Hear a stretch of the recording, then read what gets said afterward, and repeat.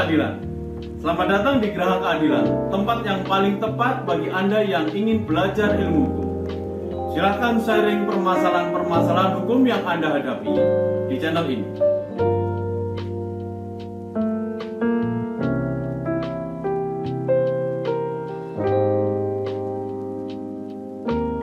Oke, langsung kita panjang lebar. Saya akan langsung masuk di materi. Jadi untuk yang pertama, sebelum kita masuk ke dalam hukum acara pidana, mungkin sebaiknya kita flashbacknya juga harus paham tentang apa itu hukum pidana. Jadi hukum pidana adalah keseluruhan aturan, peraturan yang menentukan perbuatan apa yang dilarang dan termasuk ke dalam tindak pidana di Indonesia, serta menentukan hukuman apa yang dapat dijatuhkan terhadap yang melakukannya. Hakikatnya dalam hukum pidana dalam arti yang luas akan ada dua, yaitu meliputi hukum pidana material dan hukum pidana formil, atau biasa kita sebut dengan hukum acara pidana gitu. Untuk berikutnya, hakikat hukum pidana yang terbagi jadi dua tadi kita bisa menjabarkan seperti ini. Hukum pidana material yaitu hukum pidana yang memuat tentang perbuatan apa saja yang dapat dipidana, kemudian syarat-syarat penjatuhan pidana, dan memuat tentang ketentuan mengenai pidana. Hukum pidana material ini kita mengenal dengan istilah hukum pidana saja ya. Dan ketentuan-ketentuan yang mengatur hukum pidana material adalah Kitab Undang-Undang Hukum Pidana atau yang sering kita kenal dengan KUHP begitu. Kalau dalam hukum pidana formil adalah serangkaian kaidah, prosedur, dan peraturan hukum yang mengatur pelaksanaan hukum pidana material apabila sudah terjadi suatu pelanggaran. Jadi proses pelaksananya kalau sudah terjadi pelanggaran, bagaimana nanti penerapannya dari hukum pidana yang material tadi begitu. Hukum pidana formil disebut juga hukum acara pidana dan ketentuan-ketentuan yang mengatur tentang bagaimana menjalankan pidana formil itu ditentukan dalam Kitab Undang-Undang Hukum Acara Pidana atau sering disingkat dengan KUHP gitu ya. Ini nggak pas kalau kita tidak membawa ahli juga dalam mencari arti dan pengertian dari hukum acara pidana. Di sini saya mengambil salah satu ahli, walaupun banyak sekali ahli yang menjabarkan tentang arti hukum acara pidana. Kebetulan saya ngambil Prof. Mulyakno ya, dalam bukunya Hukum Acara Pidana yang diterbitkan oleh Fakultas Hukum UGM. Di halaman 1 beliau menyebutkan, bagian dari keseluruhan hukum yang berlaku di suatu negara yang memberi dasar-dasar dan aturan-aturan yang menentukan dengan cara apa dan prosedur macam apa ancaman pidana yang merupakan suatu perbuatan pidana dapat dilaksanakan dan dipersangkakan bahwa orang tersebut telah melakukan suatu delik tertentu. Atau secara singkatnya, hukum yang mengatur tata cara melaksanakan, mempertahankan hukum pidana material.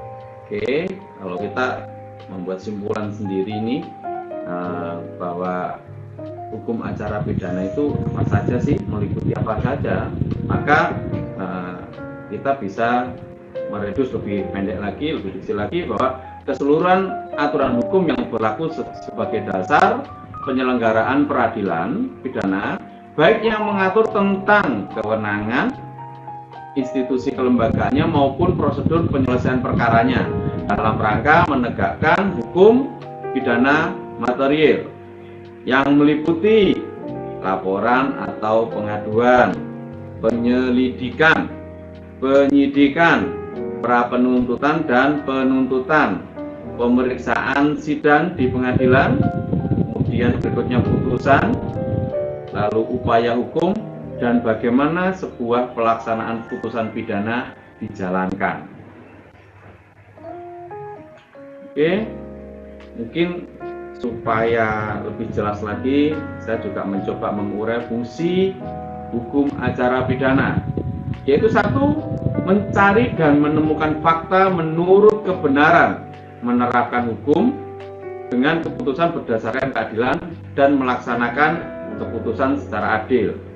Dalam fungsi represifnya, berfungsi untuk melaksanakan dan menegakkan hukum pidana yang sudah diatur di hukum pidana, maka pelaksanaannya diatur dalam hukum acara pidana, begitu.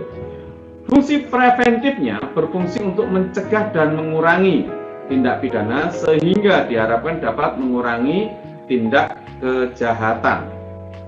Kemudian untuk fungsi edukatifnya, untuk pembelajarannya, berfungsi memberikan pembelajaran ya kepada masyarakat, kepada tersangka, terdakwa, terpidana agar belajar atas proses pidana yang sudah dialaminya sehingga tidak melakukan tindak pidana berikutnya. Jadi tindak pidana ini juga sebagai pembelajaran. Jadi hukumnya yang diterapkan, hukum yang sudah dilaksanakan adalah untuk pembelajaran bagi masyarakat yang sudah pernah terkena proses sanksi pidana, begitu. Oke, saya sengaja membalik proses.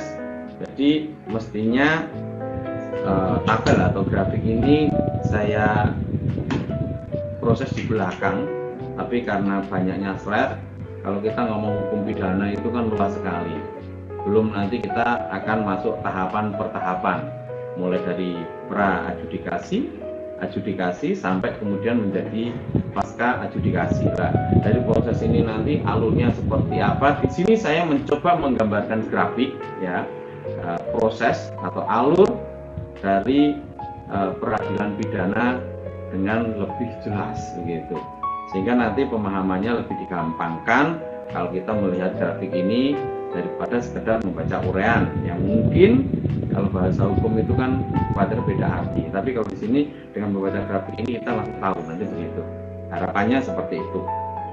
Oke, kita akan memulai membacakan proses dari bagaimana alur sebuah peristiwa itu masuk ke dalam hukum acara, gitu, mulai dari awal sampai nanti mungkin lebih sekitar 20 poin ya. Jadi pada saat peristiwa kejadian atau peristiwa itu terjadi, maka akan dipilah apakah peristiwa yang terjadi itu masuk dalam delik atau masuk dalam perbuatan pidana, begitu. Ya, nanti kalau peristiwa itu masuk dalam peristiwa delik, siapa yang mengetahuinya delik itu? Setidaknya ada 4 pintu, ya, 4 pintu proses masuknya suatu peristiwa, yaitu 1, diketahui langsung oleh penyidik. Jadi mungkin ada kejadian dan penyidik itu kebetulan tahu secara langsung, maka ini bisa dijadikan dasar untuk masuknya sebuah peristiwa perbuatan pidana atau delik, begitu ya. Yang berikutnya adalah laporan dari masyarakat, laporan dari seseorang, ya. Nah, sehingga peristiwa itu nanti juga bisa menjadi sebuah delik. Yang ketiga adalah pengaduan, ya. Pengaduan sama sistemnya seperti laporan, tapi kalau di aduan ini nanti bisa masyarakat, perorangan, bahkan lembaga swadaya dan sebagainya kalau pengaduan, ya. Yang terakhir adalah tertangkap tangan. Nah, dari 4 sumber diketahuinya delik ini, maka sebuah peristiwa berikutnya nanti akan dilakukan analisa atau gelar perkara, biasanya apakah ini termasuk perbuatan pidana atau bukan, ya. Kalau dalam proses ini sebelum penyidik melakukan proses naik tahap berikutnya, memang harus ditentukan dulu ya, untuk mencari bukti permulaan yang cukup sehingga bisa masuk ke tahap penyidikan. Dari proses penyelidikan dilakukan ya oleh penyidik dan penyidik pembantu. Nah, nanti di sini kalau kita ngomong tentang KUHP, penyidik, penyelidik, lidik, nanti semua ada artinya. Dalam uraian saya memang tidak saya sampaikan di depan karena nanti khawatir kekurangan waktu seperti ketika saya membawakan acara hukum PHI kemarin, maka grafiknya saya taruh di depan dulu supaya kita langsung bicara proses bagaimana sebuah tahap pra-adjudikasi, adjudikasi sampai nanti pasca adjudikasi.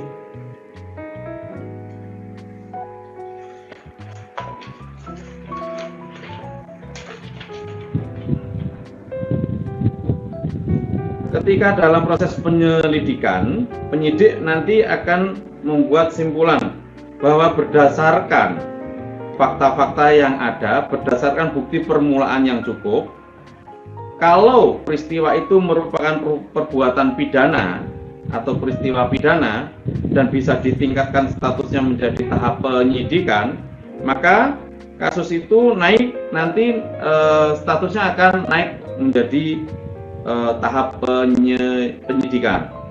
Yang tentunya melakukan penyidikan ini adalah bisa dari pihak Polri kalau itu kasusnya kasus pidana, dan PPNS, yaitu sesuai dengan aturan yang ada di KUHP ya. Dalam proses penyelidikan ini dalam rangka membuat terang suatu tindak pidana ya, siapa yang akan menjadi tersangka, maka penyidik ya dalam melakukan penyelidikan bisa melakukan berbagai macam upaya paksa. Antara lain, penyidik bisa melakukan penangkapan, kemudian melakukan penyitaan, penggeledahan, ya, termasuk ketika sudah ada minimal 2 alat bukti yang sah, maka dalam tahap penyidikan, penyidik bisa menetapkan seseorang itu sebagai tersangka, yang kemudian ketika bicara institusi lain, mungkin kalau di KPK itu dibolehkan untuk melakukan penyadapan ya. Penyadap kemudian melakukan proses penahanan. Ya, untuk proses penahanannya sendiri saya urai nanti di lembar berikutnya, seberapa lamanya, terus berapa penambahannya nanti ada, yaitu mulai dari penahanan pertama yang dilakukan oleh penyidik 20 hari, nanti plus berapa hari, plus 40, nanti ada penahanan yang dilakukan oleh penuntut umum, misalkan itu 30 hari plus 20 hari, ya, nanti uraiannya jelas.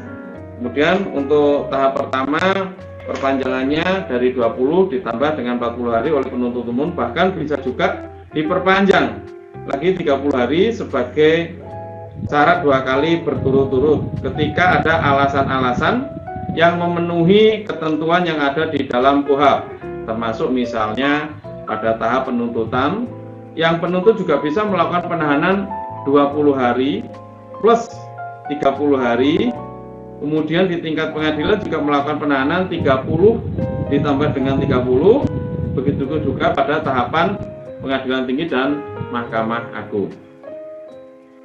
Kemudian kita akan mencoba masuk ke subsistem ya, yaitu mulai dari proses pra-penuntutan. Proses pra-penuntutan ketika jaksa yang dilibatkan dalam proses pengawasan penyidikan dilakukan oleh penyidik melakukan pengawasan. Begitu penyidik mulai melakukan dikeluarkan SPDP atau surat pemberitahuan dimulai penyidikan, maka SPDP itu tadi diuji dan diberikan kepada kejaksaan, yang nantinya kejaksaan juga menunjuk jaksa penuntut umum untuk mengikuti perkembangan dari penyidikan. Kemudian akan ditentukan apabila sudah ada proses, apakah nanti kejaksaan bisa mengeluarkan P19 atau penggunaan berkas perkara untuk dilengkapi, misalkan dalam satu proses penyidikan ternyata masih kurang lengkap, dan atau mengeluarkan P21 ya, P21 itu untuk pengembalian berkas, untuk pemberitahuan bahwa hasil penyidikan tersebut sudah lengkap. Kemudian dengan ini semua disebut sebagai istilah pra penuntutan. Setelah berkasnya dinyatakan lengkap oleh kejaksaan dengan adanya bukti P21 tadi, penyidik melimpahkan berkas itu kepada penuntut umum. Kemudian kejaksaan mengenal, bahasanya ini adalah bahasa istilah tahap 2, yaitu setelah pra penuntutan kemudian penuntutan ya. Kejaksaan tentunya sebelum melimpahkan berkas perkara kepada pengadilan yang dikenal dengan istilah penuntutan, maka kejaksaan juga tentunya harus menyiapkan surat dakwaan yang dimana surat dakwaan bisa disusun dalam bentuk dakwaannya tunggal ya, atau dakwaan subsidiaritas, dakwaan alternatif, dakwaan kumulatif, atau bahkan misalnya dakwaan kombinasi ya. Ya memang bentuk dakwaan itu macam-macam. Nah, nanti tergantung kasusnya seperti apa. Maka kalau di sini kalau saya terangkan tentang dakwanya nanti nggak selesai. Maka nanti di belakang saja tentang dakwaan tersebut dan artinya dan bagaimana penerapannya. Di kejaksaan penuntut umum berwenang melakukan penahanan terhadap tersangka. Bisa juga dia menangguhkan atau melakukan pengalihan jenis tahap penuntutan ya. Ini tahap kejaksaan, jadi tadi bisa memberikan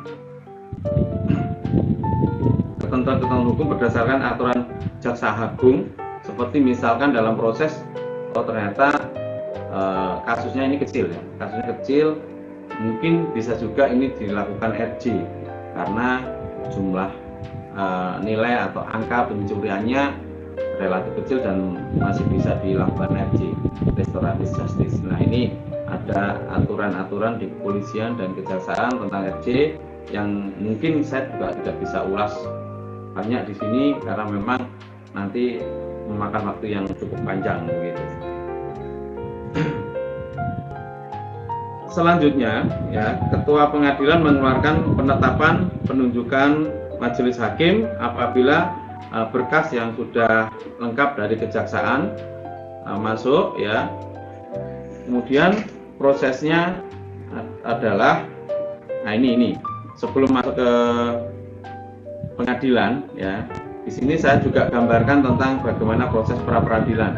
Ini bisa dilakukan oleh tersangka, penuntut umum ya. Ketika merasa ada sesuatu proses dalam proses penyidikan dan proses penuntutan yang tidak sempurna. Ya ini nanti bagaimana tentang pra peradilan dan sebagainya nanti kita terangkan di belakang. Karena untuk sah tidaknya penangkapan, penahanan, penyitaan, penggeledahan dan penetapan tersangka itu akan ditunjukkan juga bukti-buktinya seperti apa. Sah tidaknya tentang penghentian penyidikan dan penghentian penuntutan. Kemudian setelah merasa benar dalam proses itu tentunya juga tersangka ataupun terdakwa juga akan menuntut tentang rehabilitasi atau ganti rugi. Berikutnya kita masuk di proses pemeriksaan persidangan. Biasanya kalau sebelum masuk ke dalam proses persidangan untuk awal akan dilakukan pemeriksaan persidangan.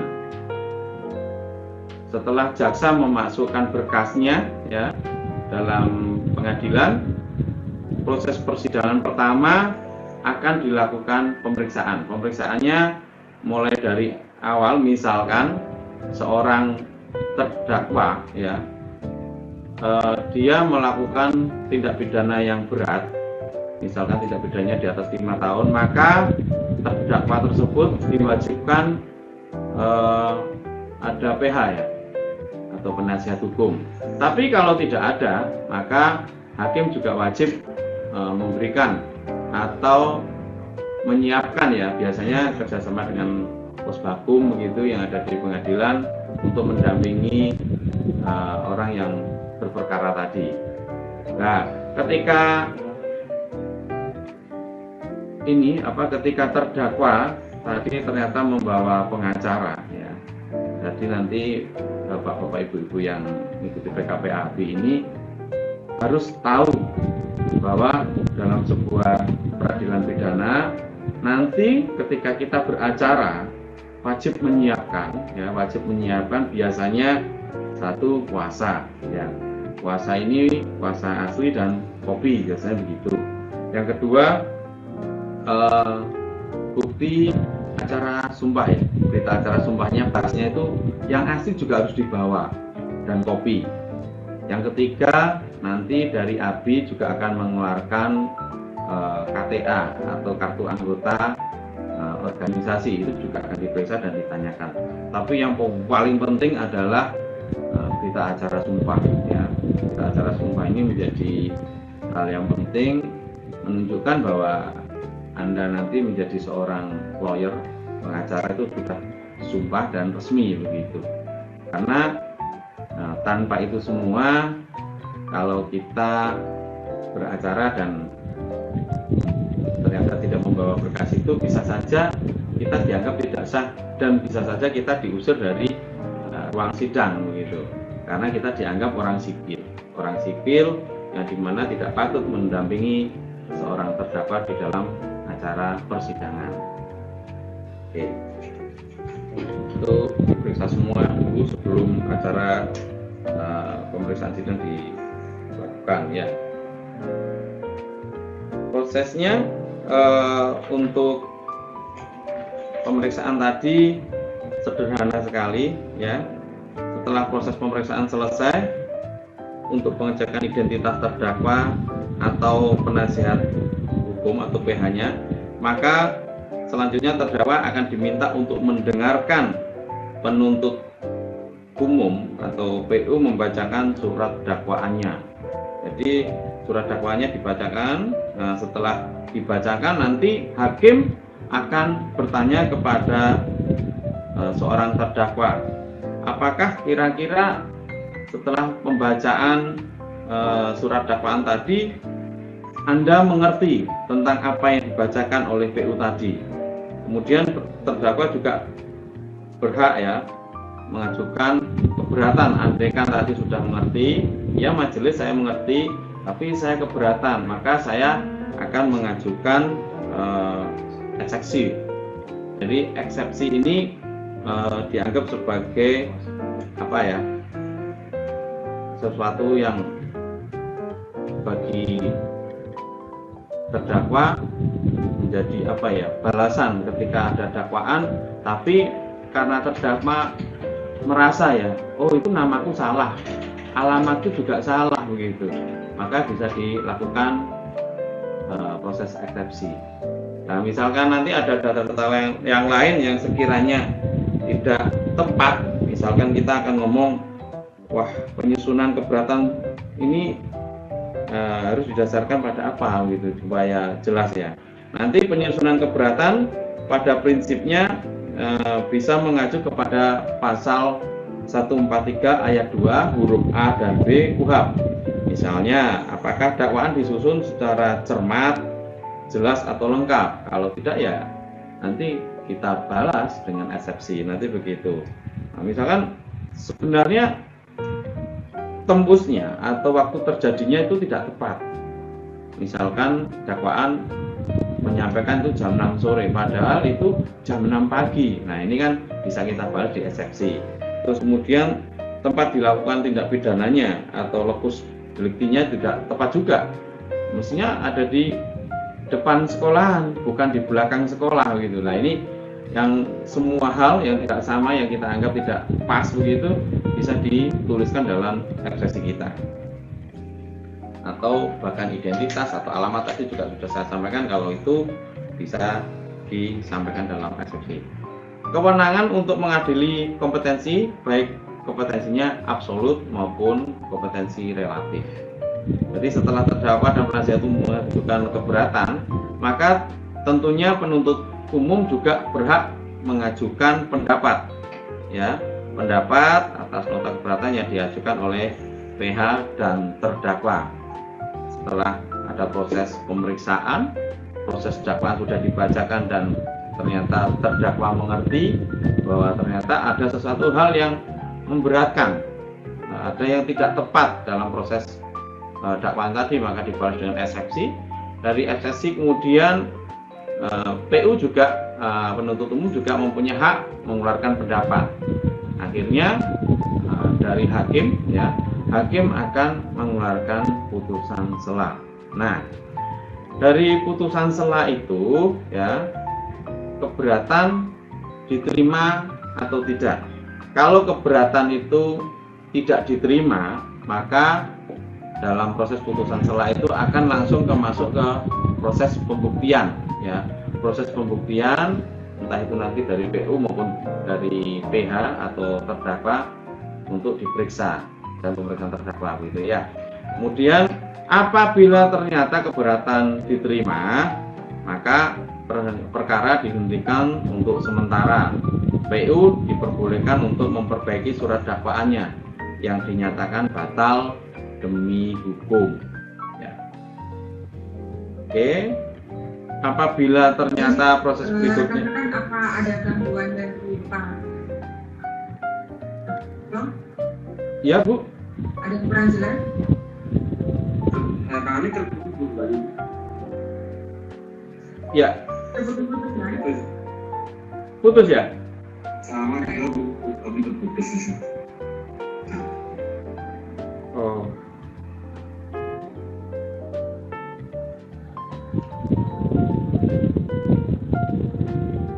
ya, Di sebentar ya rekan-rekan, ini sepertinya ada gangguan dari ya, sebentar Bu ya, sebentar ya. internet. Sebentar Bu ya, sebentar ya.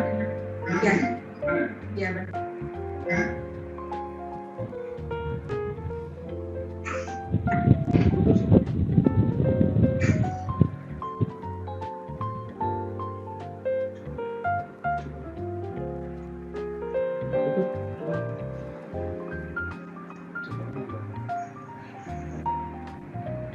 Oke, Bu, apa sudah dengar suara saya? Ya, Pak. Sudah jelas? Sudah? Sudah. Nah, lanjut Pak Polo. Oke. Kita Pak Polo.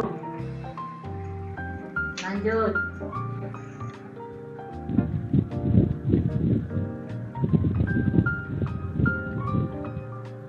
Oke, kita masuk di tahap pembuktian. Dengar suara saya?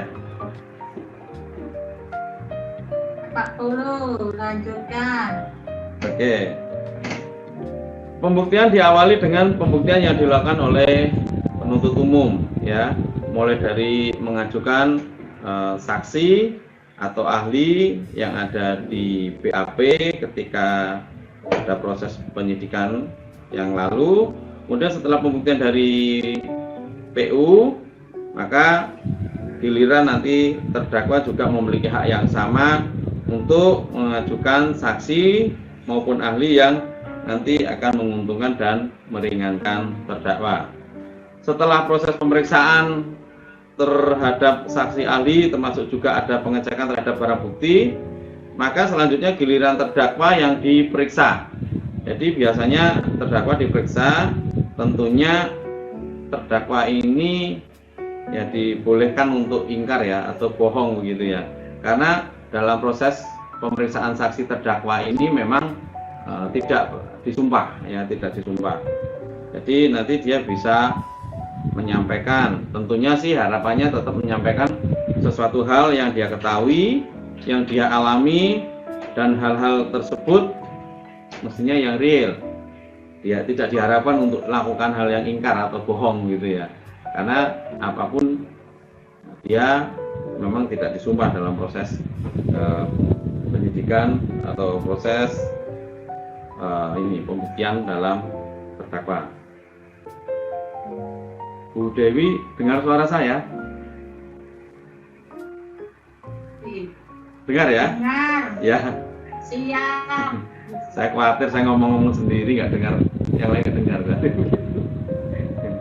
Oke, setelah prosesi pembuktian selesai, maka tahapan selanjutnya adalah tuntutan dari PU. Ya, penyiapan tuntutan pidana atau rekuisitor ini dalam surat tuntutan akan menganalisa pasal mana saja yang dakwanya yang bisa dibuktikan dan fakta-fakta yang terungkap di persidangan, serta nanti dalam surat tuntutan tersebut umumnya juga akan menuntut, misalkan menjatuhkan pidana kepada terdakwa bahwa tidak menutup kemungkinan. Nah, ini untuk PU juga bisa melakukan tuntutan yang lepas atau bebas, karena memang nanti ketika fakta persidangannya tidak terbukti, PU juga bisa melakukan tuntutan lepas atau bebas. Jadi tidak harus PU itu wah ini harus pidana begitu, atau ini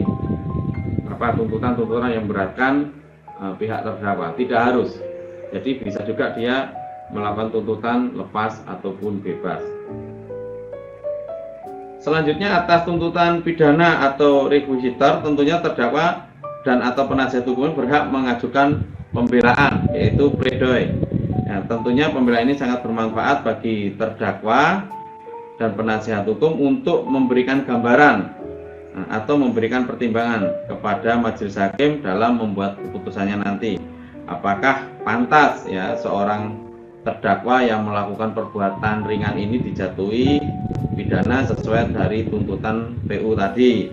Apakah terdakwa bisa diputus lepas ataupun bebas? Nah, di pledoi ini akan memberikan analisa yuridis tentang masalah atau kasus yang dialami oleh si terdakwa, apakah terbukti atau tidak. Mekanisme selanjutnya adalah replik ya, yang diajukan oleh penuntut umum.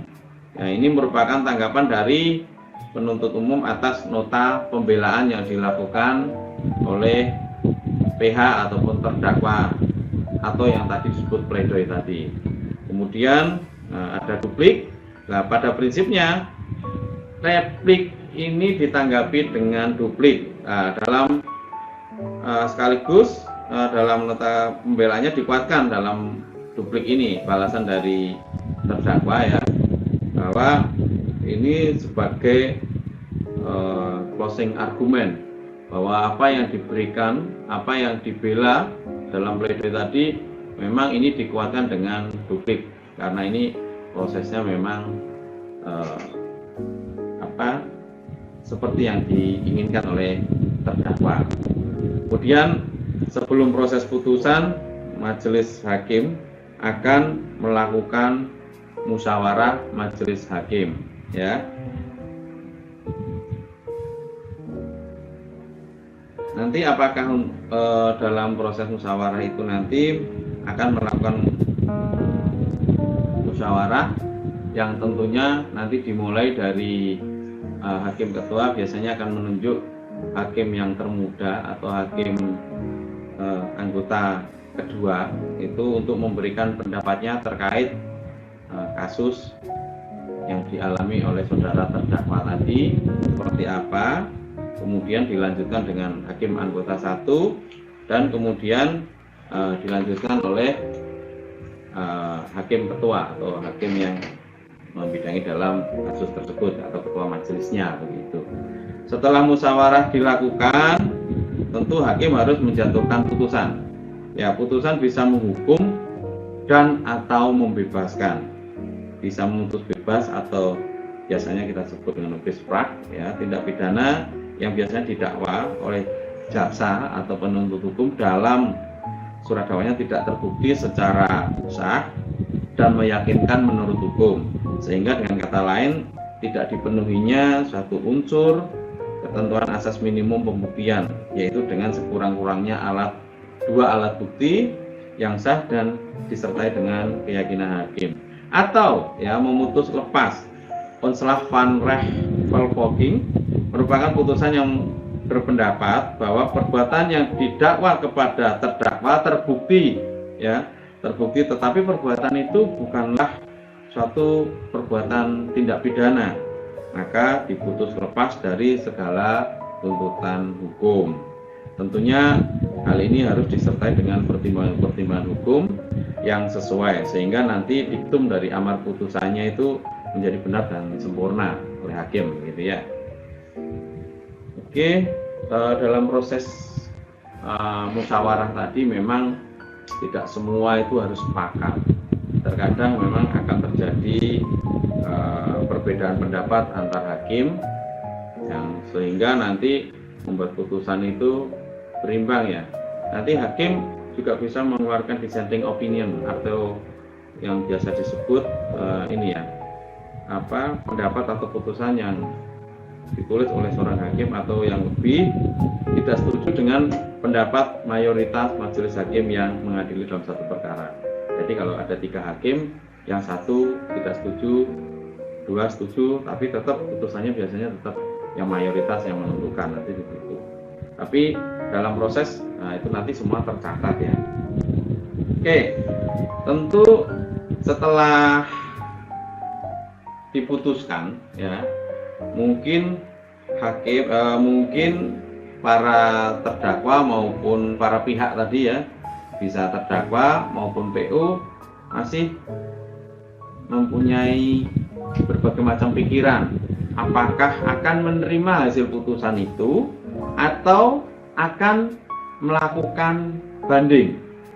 Ya, biasanya bahasa yang sering mereka keluarkan yaitu kita pikir-pikir dulu gitu ya.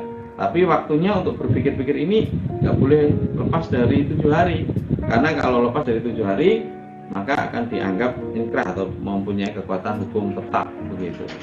Jadi mereka boleh berpikir, boleh mencari pembanding, mencari tambahan pendapat atau apapun lah. Yang penting waktunya nggak boleh lebih dari 7 hari, karena lepas dari 7 hari maka sudah dianggap setuju atas putusan yang dikeluarkan oleh majelis begitu. Untuk berikutnya ya, apabila nanti salah satu pihak, entah itu terdakwa dengan penasihat hukumnya maupun penuntut umum atau kejaksaan yang mengikuti proses ini atau PU tidak terima, maka akan melakukan upaya hukum. Nah, upaya hukum sejak awal sebenarnya sudah dilakukan yang biasa, yaitu mulai dari proses perlawanan tadi, ketika ada putusan salah dan sebagainya, itu termasuk keputusan hukum, perlawanan, dan berikutnya adalah banding sampai kasasi. Tapi kalau kita ngomong upaya hukum yang luar biasa, tentunya nanti setelah semua prosesnya selesai akan ada yang namanya PK atau peninjauan kembali atau kasasi demi hukum. Oke. Kalau upaya hukum semua sudah selesai dan sudah ada keputusan atau biasa disebut inkrah, maka harus ada proses pasca adjudikasi, yaitu proses setelah putusan ini harus apa, harus bagaimana. Kalau memang prosesnya itu dianggap bersalah, ya putusannya bersalah, maka harus dilakukan proses eksekusi atas putusan tadi. Jadi prosesnya yang dari tahanan diproses masuk ke lapas begitu. Tapi kalau misalkan ternyata putusannya adalah putusan lepas atau putusan bebas ya, maka jaksa harus melaksanakan eksekusi putusannya, yaitu melepaskan atau membebaskan orang yang terdakwa tadi gitu.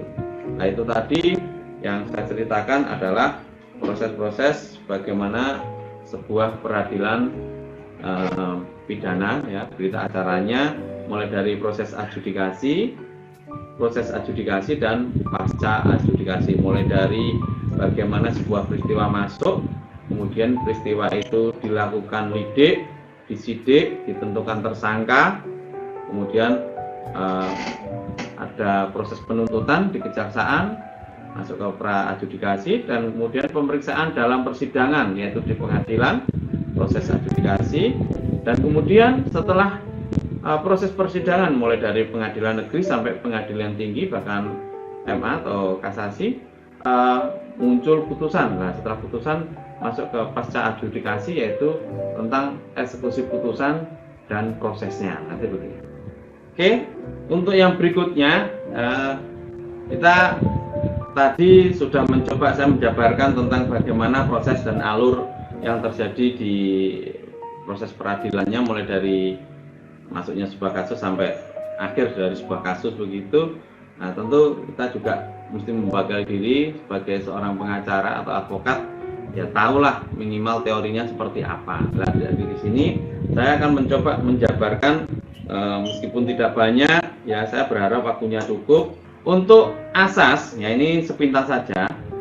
Saya mencoba mengurai untuk hukum acara pidana ini memasukkan 13 asas, mulai dari asas legalitas, keseimbangan, praduga tak bersalah atau biasa disebut dengan presumption of innocence, asas prinsip pembatasan penahanan, ya, asas ganti rugi, kemudian asas pemeriksaan hakim yang langsung dan lisan, asas unifikasi, asas peradilan sederhana, cepat dan biaya ringan, ya, asas oportunitas, asas akusator dan inquisitor, atau berikutnya adalah asas pemeriksaan pengadilan terbuka untuk umum, ya. Kemudian diperlakukan sama di depan hukum atau equity before the law yang biasa dipakai oleh teman-teman. Asas ini sudah sangat terkenal sekali, gitu ya. Kemudian yang terakhir adalah asas tersangka terdakwa berhak mendapat bantuan hukum wajib, begitu apabila tadi tuntutan hukumannya di atas 5 tahun penjara, ya. Ini nanti tentang pengertian asasnya nanti saya bisa sharing ke teman-teman seperti apa, tapi asas-asas ini biasa digunakan dalam hukum acara pidana. Secara praktek juga seperti itu. Oke, kemudian kita akan mencoba sedikit mengurai berikutnya tentang ini pihak-pihak yang terlibat dalam hukum acara pidana, ya. Kalau tadi kita mengenal tersangka atau terdakwa, sebenarnya apa sih tersangka itu dan apa terdakwa, dasarnya apa gitu. Tersangka adalah seseorang yang karena perbuatannya atau keadaannya berhadapan dengan bukti permulaan patut diduga sebagai pelaku tindak pidana, yaitu sesuai dengan pasal 1 butir 14 KUHP, ya, bahwa seseorang yang dalam posisinya dalam keadaannya terbukti, yaitu terbukti tentunya dengan 2 alat bukti yang cukup, itu sudah bisa dijadikan tersangka. Dan proses ini biasanya ada di pemeriksaan setelah lidik, ya, setelah dilakukan lidik kemudian masuk ke sidik dan itu proses penentuannya. Nah, proses ini ada di proses pra-adjudikasi atau di tingkat kepolisian. Jadi seseorang sebelum masuk menjadi seorang terdakwa ataupun terpidana itu biasanya dijadikan tersangka dulu, ya. Proses ini proses di awal.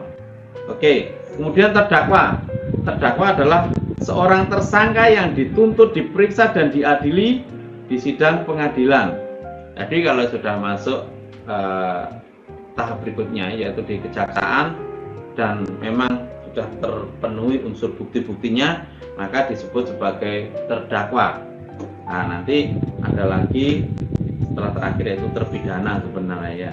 Nah, terpidana itu ketika memang sudah ada hasil akhir dan memang putusannya terbukti bersalah, entah itu nanti dari proses di PN, PT maupun MA, sudah inkrah menjadi sebuah putusan tetap begitu, maka dia dijadikan statusnya menjadi terpidana. Jadi gampang sekali kalau kita mau mengurai, tersangka itu di kepolisian, terdakwa itu ada proses di kejaksaan, ya kan? Nanti terpidana nanti di proses pengadilan setelah hasil akhirnya begitu. Untuk yang kedua tentang penyelidik dan penyidik. Penyelidikan adalah serangkaian tindakan penyelidik untuk mencari dan menemukan suatu peristiwa yang diduga sebagai tindak pidana, untuk menentukan dapat atau tidaknya dilakukan penyidikan menurut cara yang diatur dalam undang-undang ini. Jadi ini bisa diambil di KUHP ya, tentang penyelidik, penyidik. Nah ini levelnya kalau proses penyelidikan itu ada di level paling bawah. Setelah peristiwa itu masuk, maka dilakukan penyelidikan. Biasanya polisi melakukan gelar perkara, apakah ini termasuk tindak pidana atau ini bukan tindak pidana. Kalau memang ini tindak pidana, maka harus ditemukan unsur-unsur yang jelas atau bukti-bukti yang jelas supaya levelnya bisa naik menjadi sebuah level sidik begitu. Nah, dalam penyidikan bisa diartikan sebagai serangkaian tindakan penyidik dalam hal menurut cara yang diatur dalam undang-undang ini untuk mencari serta mengumpulkan bukti-bukti yang dengan bukti itu membuat terang tentang tindak pidana yang terjadi dan guna menemukan tersangkanya. Jadi kalau di proses penyelidikan itu belum bisa ditentukan apakah ini tersangka atau belum.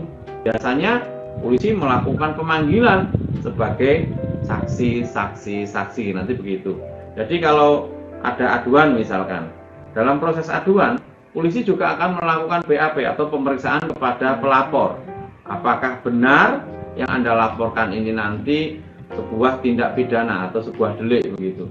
Tapi kalau memang itu nanti benar, maka dalam proses pemeriksaan saksi terlapor maupun pelapor, nah itu akan dinaikkan prosesnya menjadi proses sidik.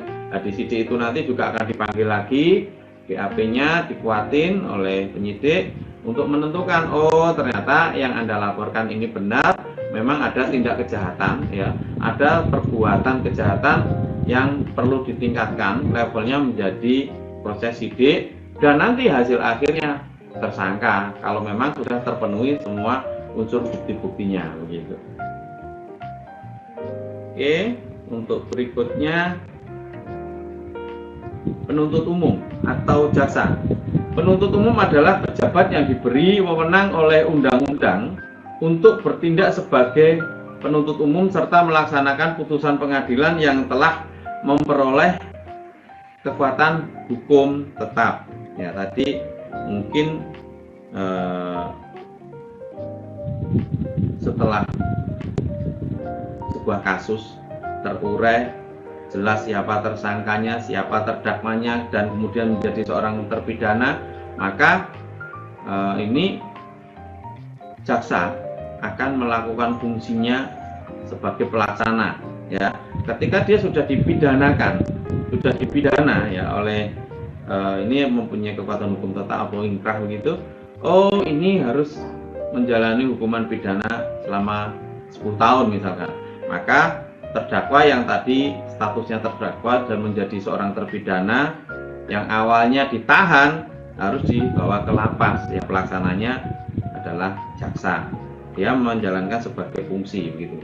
Nah, di sini jaksa adalah jaksa yang diberi wewenang oleh undang-undang ya KUHP gitu ya, untuk melakukan penuntutan dan melaksanakan penetapan hakim. Nah, ini jaksa melaksanakan perintah atau pekerjaannya sebagai jabatan gitu. Yang terakhir, pihak-pihak dalam hukum acara pidana yang terlibat adalah penasihat hukum dan bantuan hukum. Kalau penasihat hukum jelas itu nanti adalah seperti bapak-bapak atau ibu-ibu yang mengikuti PKPA ini nanti bisa menjadi menjadi penasihat hukum begitu ya. Kenapa kita gunakan istilahnya ini adalah istilah penasihat hukum daripada sekedar istilah pembela. Ya, mengingat pembela ini sering ditafsirkan seolah-olah berfungsi sebagai penolong tersangka dan atau terdakwa bebas dari pemidanaan suatu kasus begitu. Jadi nanti supaya nggak salah kaprah ya istilah penasihat hukum atau PH itu saya rasa lebih benar ya daripada menjadi seorang pembela. Nanti kalau seorang terdakwa atau calon terpidana sudah pasrah bongkoan ya, sudah total pasrah kepada seorang advokat, dia berharapnya ya semua kasusnya dibela, bahkan mungkin berharap putusannya nanti adalah lepas ataupun bebas begitu. Padahal sebagai seorang pengacara kita tidak boleh menjanjikan atas kemenangan. Ya, kita tidak boleh kita pasti menang, kita pasti berhasil ya. Kita membela Anda itu pasti benar. Nah, itu sudah melanggar kode etik yang tidak dibolehkan kalau kita membuat itu menjadi sebuah kepastian begitu. Nah, saya rasa nanti kode etik pembelajaran untuk PKPA ini juga ada yang mungkin disampaikan oleh dosen yang lain.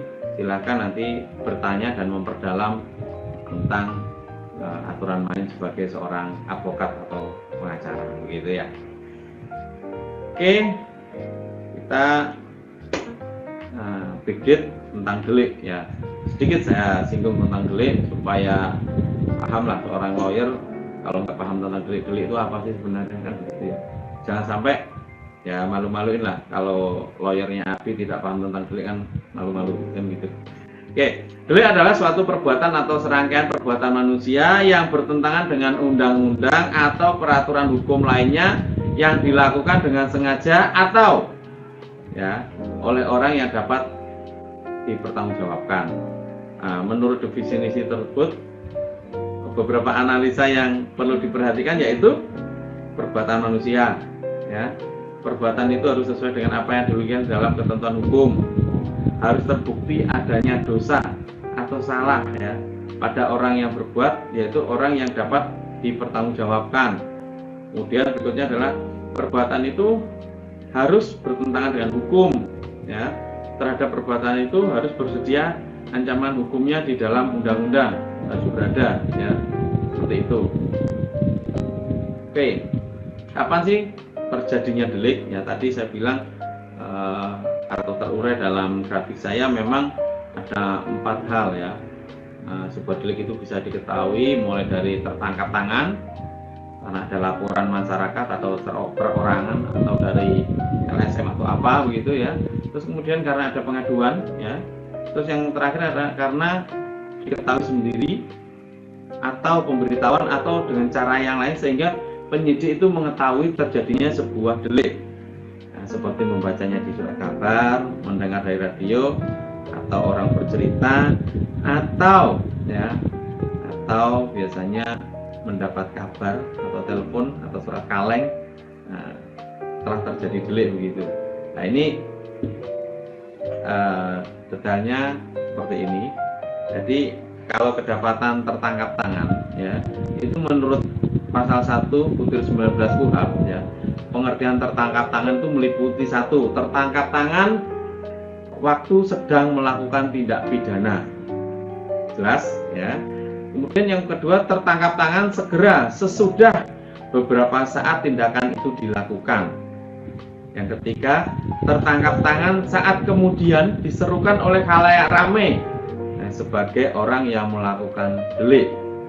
Nah, yang keempat, tertangkap tangan saat kemudian padanya ditemukan benda yang diduga keras telah dipergunakan untuk melakukan tindak pidana itu, yang menunjukkan bahwa ia adalah pelakunya atau turut melakukan atau membantu perbuatan tindak pidana. Yang berikutnya adalah laporan dan pengaduan ya. Terdapat perbedaan antara laporan dan pengaduan. Pengaduan hanya dapat dilakukan oleh orang tertentu saja yang disebut dalam undang-undang dan dalam kejahatan tertentu saja. Laporan dapat dilakukan oleh siapa saja terhadap semua macam delik. Nah, yang berikutnya, pengaduan dapat ditarik kembali, sedangkan laporan tidak dapat. Bahkan seseorang yang melaporkan orang lain telah melakukan delik padahal tidak benar, dapat dituntut melakukan delik laporan palsu. Oke. Yang ketiga, pengaduan mempunyai jangka waktu tertentu untuk mengajukan, pasal 74 KUHP ya. Sedangkan laporan dapat dilakukan setiap waktu. Sedangkan pengaduan itu merupakan suatu permintaan kepada penuntut umum agar tersangka dituntut. Ini kalau contoh di masyarakat banyak sekali. Saya rasa tidak perlu saya urai ya tentang laporan dan pengaduan karena ini hampir day to day-nya nanti ketika Anda sudah resmi menjadi seorang advokat akan berkecimpung dengan laporan dan aduan, entah nanti di kepolisian maupun kejaksaan begitu. Oke, Yang ketiga adalah pengaduan. Pengaduan kita bagi menjadi dua, yaitu pengaduan yang absolut, ya, dan kedua adalah pengaduan yang relatif. Pengaduan yang absolut hanya dapat dilakukan penyidikan jika telah ada pengaduan. Jadi delik itu sendiri menentukan apa delik aduan atau tidak. Ya, ini saya berikan sedikit contoh supaya menjadi sebuah gambaran. Contoh adalah tentang perzinahan.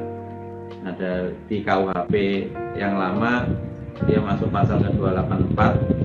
Nanti KUHP yang baru saya juga belum hafal, ya tak?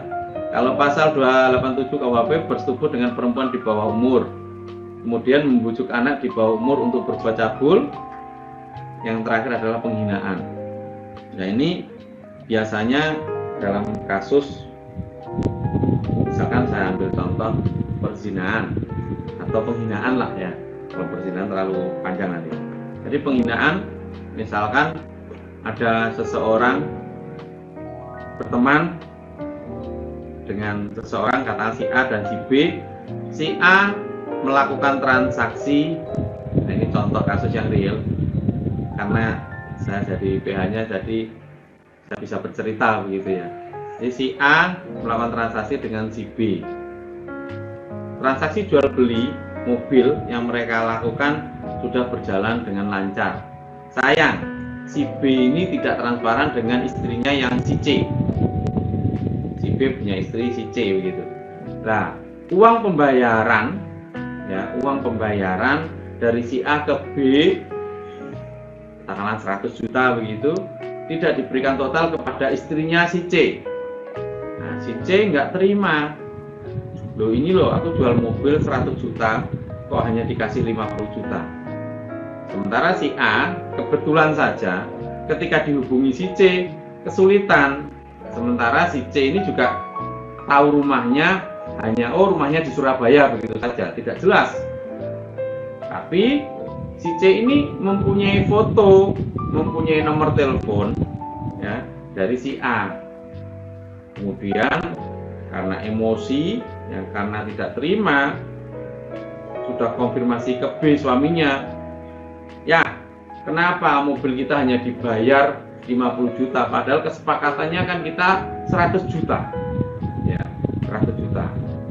Jadi akhirnya si C membuat uploadan, entah itu di WA, entah itu di Facebook, entah itu di Instagram, tentang kasus tersebut.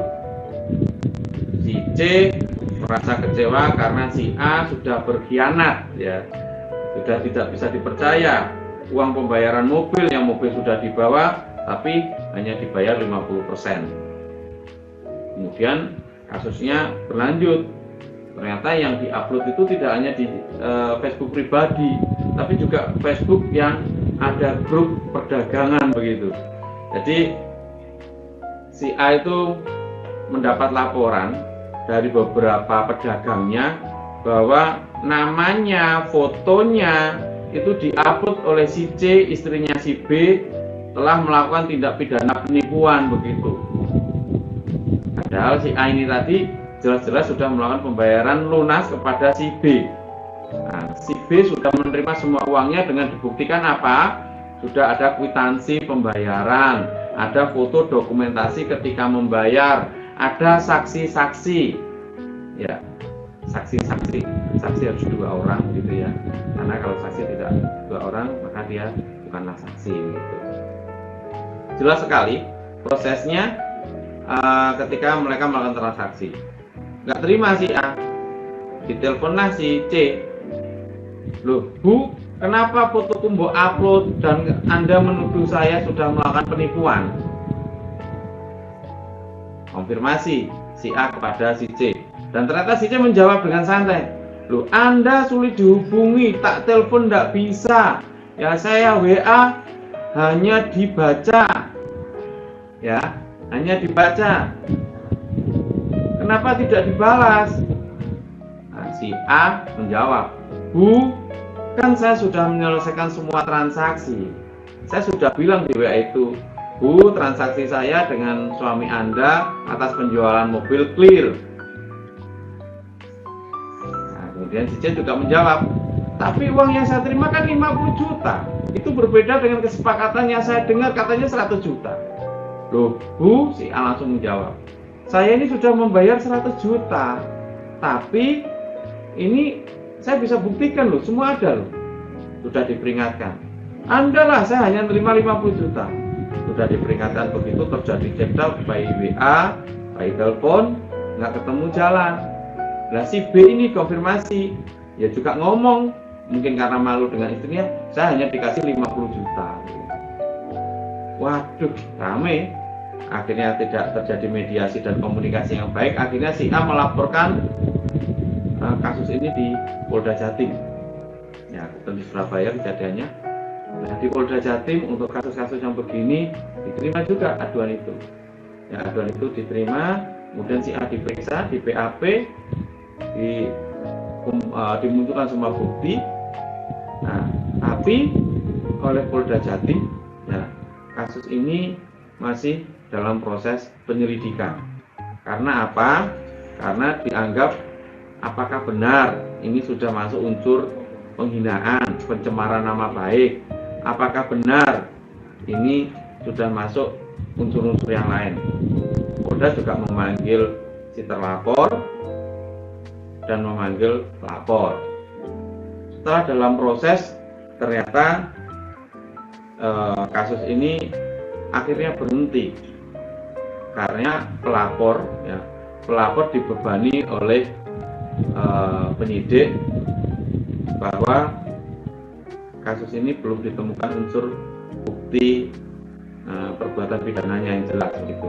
Padahal kalau kita melihat buktinya sudah jelas, ya, ada proses upload dan itu tidak hanya Japri, tapi itu masuk grup, ada saksi-saksi begitu, yang mestinya diselesaikan. Tapi pihak penyidik ada 3 persyaratan. Tolong Pak, ya, kumpulkan dulu atau tolong bantu penyidik untuk 1, mendatangkan saksi ahli, yaitu ahli bahasanya. Kalau kebetulan di Surabaya itu ada UNESA yang itu biasa direkom oleh Polda untuk saksi bahasa begitu, untuk ahli bahasa begitu.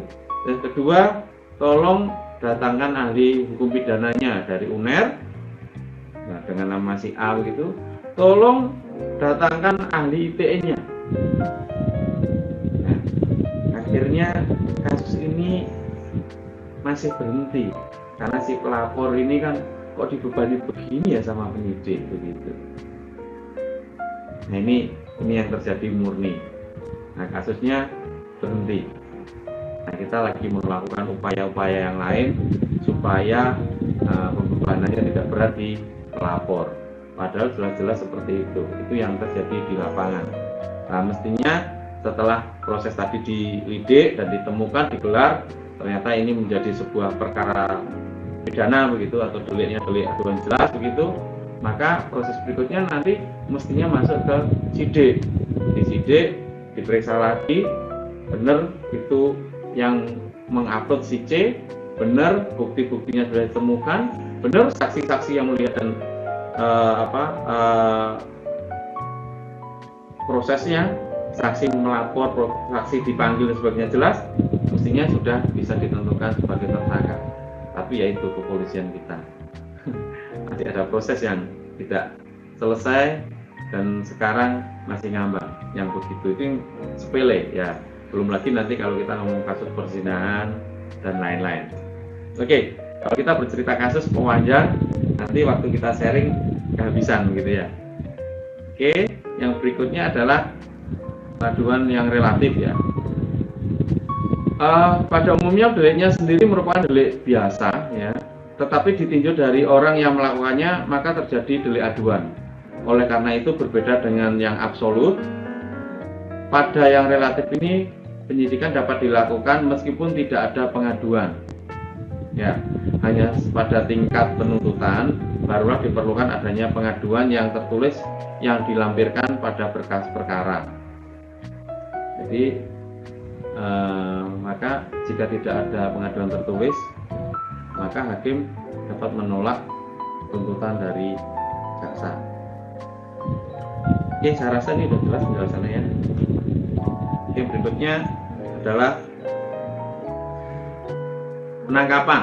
Ya, penangkapan adalah suatu tindakan penyidik berupa pengekangan kebebasan sementara waktu tersangka atau terdakwa apabila terdapat cukup bukti guna kepentingan penyidikan atau penuntutan dan atau peradilan dalam hal serta menurut cara yang diatur dalam undang-undang ini, yaitu di dalam KUHP pasal 1 buku 20 nanti bisa dibaca sendiri bahwa kalau sudah cukup bukti ya, maka bisa dilakukan proses penangkapan terhadap tersangka ataupun terdakwa. Yang berikutnya adalah penahanan, adalah penempatan tersangka atau terdakwa di tempat tertentu oleh penyidik atau penuntut umum atau hakim dengan penetapannya dalam hal serta menurut cara yang diatur dalam undang-undang ini. Oke. Kemudian penahanan hanya dapat dikenakan terhadap tersangka atau terdakwa yang melakukan tindak pidana dan atau percobaan maupun pemberian bantuan dan dalam tindak pidana tersebut. Tindakan pidana itu diancam dengan pasal penjara 5 tahun atau lebih. Nah, kalau dalam suatu proses menentukan tersangka dan kasusnya berat, ancamannya misalkan pembunuhan berencana begitu, nah, ini IB sudah saya jelaskan beberapa pasal ya, nanti bisa disimak sendiri. Dan ternyata khawatir kalau ini tidak ditahan, khawatirnya adalah melarikan diri atau menghilangkan barang bukti atau hal-hal yang lain. Mestinya saya urai dalam PowerPoint saya hal-hal tersebut, apa yang menyebabkan seseorang bisa dijadikan tersangka dan kemudian kenapa harus ditahan. Nah, nanti alasannya itu ada semua sebenarnya, cuman kalau saya tampilkan juga dalam PowerPoint ini terlalu banyak, kita nggak selesai nanti. Nah, maka begitu instingnya ini harus ditahan, maka penyidik juga mempunyai alasan yang kuat kenapa harus menahan calon terdakwa itu atau yang sudah menjadi seorang tersangka tadi begitu. Oke, di sini dalam proses penahanan ya, dan lamanya penahanan saya langsung urai satu persatu. Jadi ketika penahanan oleh penyidik atau pembantu penyidik mempunyai jatah waktu 20 hari ya, kemudian ada perpanjangan dari penuntut umum oleh penuntut umum 40 hari, jadi bisa diproses itu 60 hari. Kemudian untuk penahanan oleh penuntut umum adalah 20 hari, perpanjangan oleh ketua pengadilan negeri ya bisa 30 hari. Kemudian penahanan oleh hakim pengadilan negeri 30 hari, perpanjangan oleh ketua pengadilan negeri 60 hari. Yang berikutnya adalah penahanan oleh hakim pengadilan tinggi 30 hari, kemudian perpanjangan oleh ketua pengadilan tinggi 60 hari. Jadi yang ke-9 adalah penahanan oleh MA. Jadi di tingkat Mahkamah Agung pun masih bisa melakukan penahanan, yaitu jumlahnya adalah 50 hari plus perpanjangan oleh ketua MA 60 hari. Jadi kalau ada klien kita yang ditahan oleh penyidik, oleh penuntut umum lepas dari hitungan ini, maka patut dipertanyakan dasarnya apa nanti begitu. Oke, tadi di grafik kita sebenarnya ada juga macam-macam proses penahanan. Yang pertama itu penahanan di rumah tahanan negara atau rutan gitu ya. Jadi nanti kalau kita ditahan 20 hari di rutan, maka ketika suatu pidana dinyatakan itu perbuatan pidana dan diputus ya sebagai perbuatan pidana, maka akan dikurangkan 1 hari ya 1 hari, 2 hari ya 2 hari real ya, karena ditahan di rutan. Kemudian untuk tahanan rumah maka akan dihitung sebagai 1/3 masa tahanan. Yang berikutnya adalah penahanan kota, dikurangkan 1/5 dari masa tahanan atas putusan hakim yang sudah dianggap inkrah tadi. Yang berikutnya adalah pra penuntutan, yaitu yang tadi saya bilang sebelum proses menjadi penuntutan, jaksa itu juga mengikuti ketika sudah adanya SPDP. Jadi penyidik menyampaikan berkasnya kepada kejaksaan dan ada proses putar balik begitu. Ketika belum sempurna dibalikan lagi penyidik, merasa sempurna dikembalikan ke jaksa, ya belum sempurna lagi kembalikan penyidik, sudah sempurna kembali ke jaksa. Nah, itu namanya proses pra penuntutan. Nah, dalam proses itu setelah sempurna masuk ke proses penuntutan. Jadi proses penuntutan adalah tindakan penuntut umum untuk melimpahkan perkara pidana ke pengadilan negeri yang berwenang dalam hal dan menurut cara yang diatur dalam undang-undang. Ya, kemudian dengan diajukan permintaan supaya diperiksa dan diputus oleh hakim di sidang pengadilan. Jadi seorang polisi atau di kepolisian atau di kejaksaan itu belum boleh menganggap ya orang itu bersalah di mata hukum, karena mereka masih menjalankan fungsi ya fungsi polisi untuk menentukan tersangka, kemudian polisi kejaksaan untuk menentukan terdakwa. Nah, mereka ini masih belum bisa diputus bersalah begitu, karena yang berhak menentukan bahwa si A, si B, si C bersalah menjadi seorang terpidana adalah pengadilan. Jadi selama proses itu asas-asas yang tadi disebutkan wajib dipatuhi. Oke, pasal 137 KUHP menentukan bahwa penuntut umum berwenang melakukan penuntutan terhadap siapapun yang didakwa melakukan suatu delik di dalam daerah hukumnya dengan melimpahkan perkara ke pengadilan yang berwenang mengadili. Jadi yang berwenang mengadili tetap pengadilan, bukan jaksa ataupun kepolisian gitu ya. Kalau dalam tuntutan perdata mungkin surat dakwaan itu disebut surat gugatan. Ya, tapi kalau dalam perkara pidana disebut sebagai surat dakwaan. Keduanya memang mempunyai persamaan karena itulah hakim melakukan pemeriksaan dan hanya dalam batas-batas dalam surat gugatan dakwaan itulah yang hakim akan memutuskan. Ketika yaitu perbedaan keduanya yaitu kalau surat gugatan disusun oleh pihak yang dirugikan, karena perdata itu seperti kasus yang di PHI kemarin, perdata khusus yang dirugikan siapa maka dia akan membuat gugatan. Kalau yang dirugikan buruh maka buruh yang membuat gugatan ke PHI gitu ya. Tapi karena ini pidana, maka dalam pembuatan surat dakwaan penuntut umum tidak tergantung pada kemauan korban kecuali dalam delik aduan. Jadi dalam proses pidana itu yang menjadi penuntut umum adalah kejaksaan ya. Dia sebenarnya ketika ada suatu proses tindak pidana, misalkan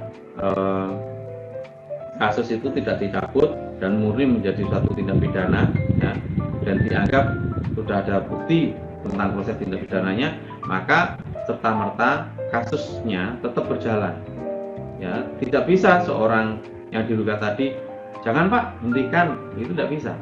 Ya, karena memang tadi terjadi kasus pidana dan kasus pidana itu bisa saja berjalan sesuai dengan alurnya, meskipun mungkin hasil dari proses tuntutan dan sebagainya tidak sesuai dengan kemauan si korban. Oke. Saya percepat. Kemudian perubahan surat dakwaan dan perubahan yang dapat diterima. Ini sudah jelas. Surat dakwaan yang dapat diubah atas inisiatif penuntut umum itu sendiri maupun merupakan saran hakim. Jadi dalam putusan selah tadi karena didapati hal-hal yang tidak nyaman bagi terdakwa dan dilakukan eksepsi, maka akan dilakukan perubahan surat dakwaan sesuai entah itu nanti dilakukan oleh penuntut umum sendiri maupun atas saran hakim ya. Perubahan itu harus berdasarkan syarat yang ditentukan oleh KUHP. Kemudian perubahan surat dakwaan hanya dapat dilakukan sebelum pemeriksaan sidang di pengadilan. Ini dalam putusan selah masuk ke sana sebelum masuk ke proses berikutnya ya. Perubahan yang dapat diterima adalah misalkan kesalahan mencantumkan waktu dan tempat terjadinya delik dalam suatu dakwaan. Kedua adalah perbaikan kata-kata atau typo gitu ya, atau redaksi surat dakwaan sehingga mudah dimengerti dan disesuaikan dengan perumusan delik dalam undang-undang pidana. Yang berikutnya, perubahan dakwaan yang tunggal menjadi dakwaan alternatif asal mengenai perbuatan yang sama. Jelas? Tidak perlu saya kasih penjelasan. Oke, untuk berikutnya adalah bentuk-bentuk dakwaan. Nah, ini tadi kita menyebut ada dakwaan tunggal, kumulatif, alternatif, dan subsidiar ya. Oke. Satu tindak atau usaha yang diberikan oleh lembaga pengadilan negeri guna melakukan atau memeriksa juga memutus ya mengenai keabsahan penangkapan, penahanan, penghentian penyidikan, penghentian penuntutan, dan memutus permintaan ganti kerugian serta rehabilitasi yang perkara pidananya tidak dapat dilanjutkan ke muka sidang di pengadilan negeri yang diminta oleh tersangka atau yang sudah menjadi terdakwa ataupun pelapor atau keluarganya serta penasihat hukum tersangka dapat mengajukan permintaan pra-peradilan. Jadi pra-peradilan itu merupakan wewenang tambahan yang diberikan kepada pengadilan negeri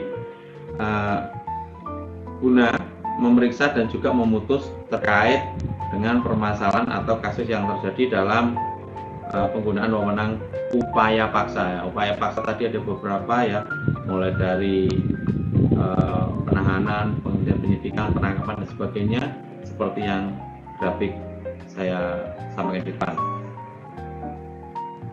Jadi dalam pra-peradilan yang termasuk wewenang tadi adalah untuk memeriksa yang jelas bahwa sah atau tidaknya suatu penangkapan atau penahanan, kemudian sah atau tidaknya penghentian penyidikan atau penghentian penuntutan.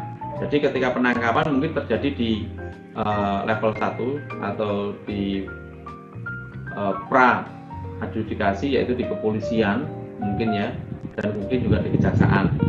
Terus kemudian penghentian penyidikan dan penghentian penuntutan, itu prosesnya terjadi di kepolisian dan di kejaksaan.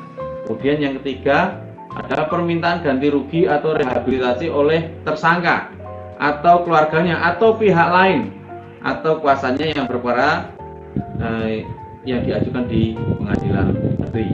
Ini sesuai dengan pasal 1 butir 10, contohnya adalah pasal 77 KUHP.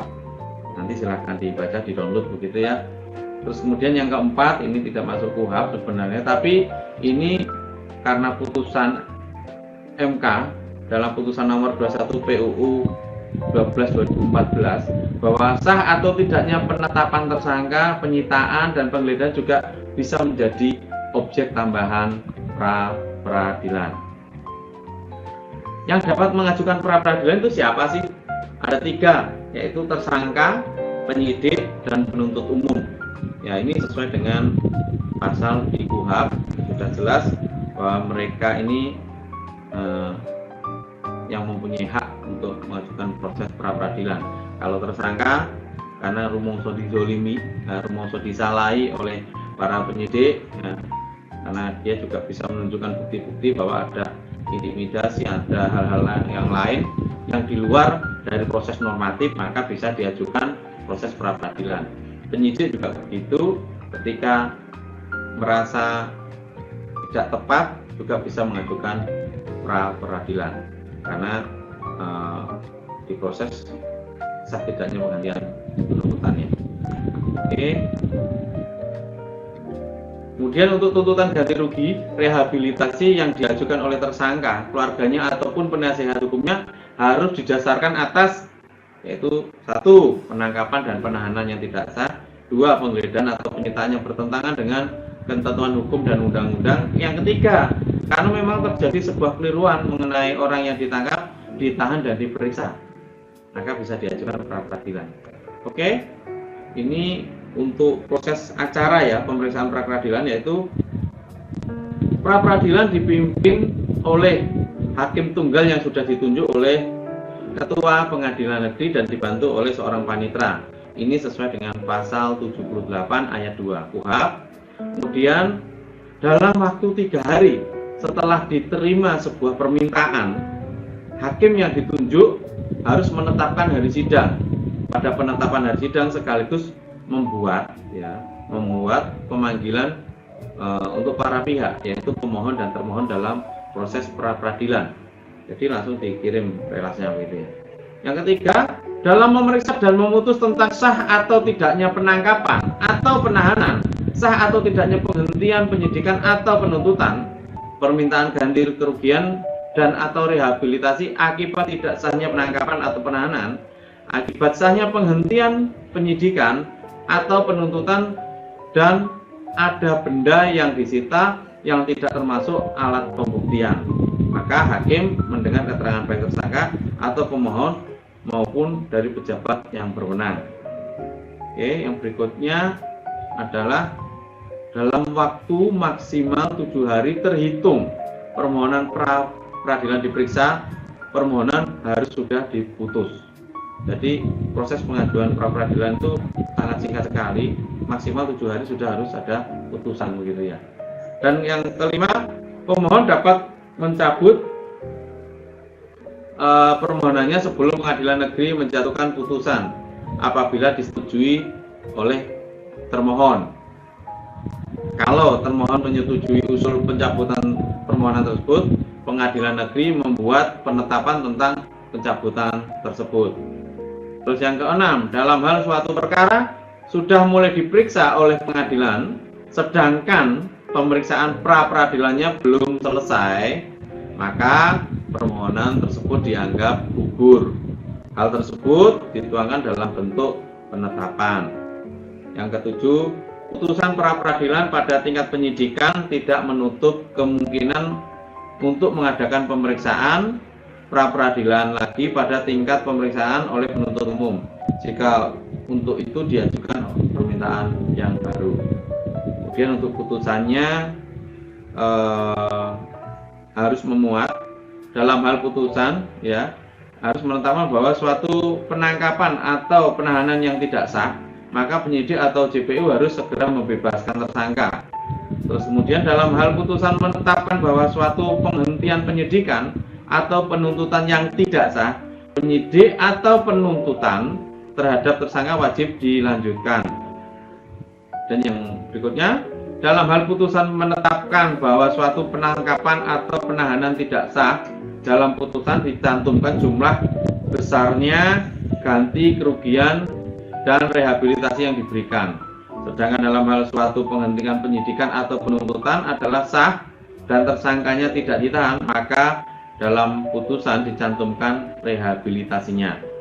Dan yang terakhir, dalam hal putusan penetapan bahwa benda yang disita harus segera dikembalikan kepada tersangka atau dari siapa benda itu tadi disita.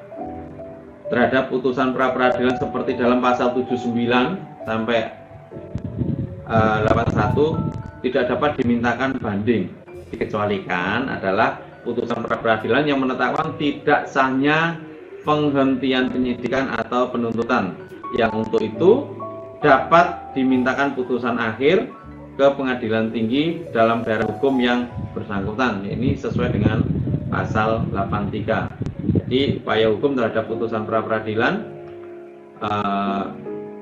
ada 4 ya. Putusan pra peradilan tidak dapat dimintakan banding sesuai pasal 83 kecuali terhadap putusan yang dinyatakan tidak sahnya penghentian penyidikan dan penuntutan, yaitu pasal 83 ayat 2 KUHP gitu.